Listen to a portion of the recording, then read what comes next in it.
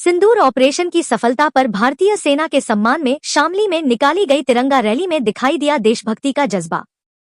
सिंदूर operation की सफलता पर शामली में आज सर्व समाज के नेतृत्व में एक तिरंगा रैली करनाल रोड पर स्थित आर.के. डिग्री कॉलेज से निकाली गई।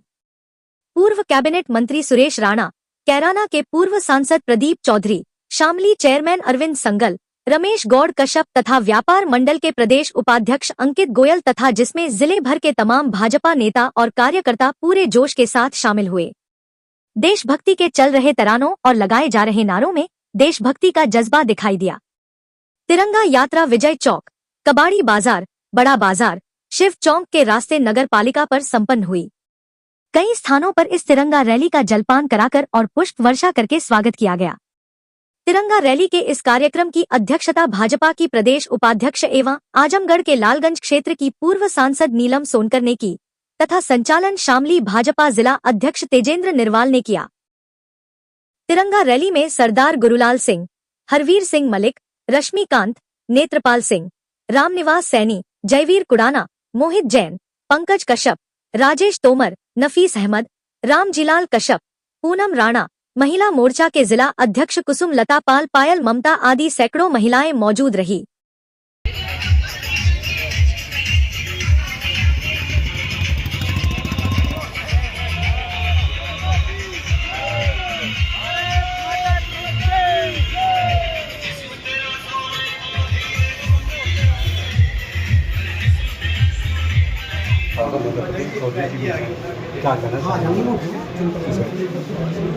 देश के अंदर बहुत ही दयनीय घटनाएं हुई है और सेना को लेकर के जिस तरीके से हमारे देश की सेना ने उन आतंकवादियों के ठिकानों को नेस्तनाबूद करने का काम किया है और जिस प्रकार से सेना ने अपना हिम्मत और हौसला और देश के अंदर एक मैसेज देने का काम किया है, कोई छोटी बात नहीं है।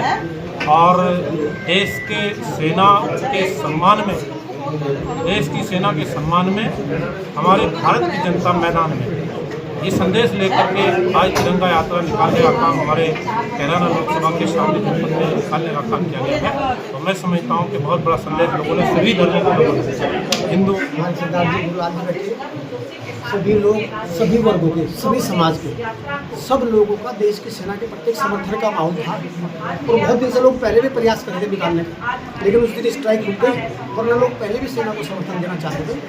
और इस पूरी यात्रा का केवल एक संदेश है कि हम देश की सेना के साथ हैं। जो माननीय प्रधानमंत्री जी मोदी जी फैसला ले रहे हैं, हम उसके फैसले को पूरी तरह 100% कोई ये ना सोचे कि झूठे बयान से किसी और बात से देश में बंटवारा हो जाएगा।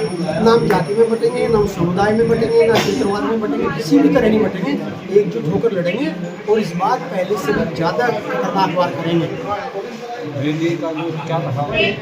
रूप तो मेन बाजार यही होता है, शामली पुरानी शामली वही है, वहाँ से चले एक छोर से शहर के और बीच में मैंने बोला कि मैं अपनी सेना को पूरी छूट देता हूँ कि उनको कड़ा से कड़ा जवाब दे, वो जैसा चाहे वैसा उनको जवाब दे। इस तरह का जो उन्होंने कहा और ये बात सुन के मैं समझ सकती हूँ कि सेना में कितना आत्मविश्वास पैदा होता है। और उसी आत्मविश्वास के साथ उन्होंने पाकिस्तान को बहुत ही कड़ा जवाब दिया और पाकिस्तान को बार सोचने पे मजबूर किया कि भारत पे आँख उठाने का मतलब क्या होता है।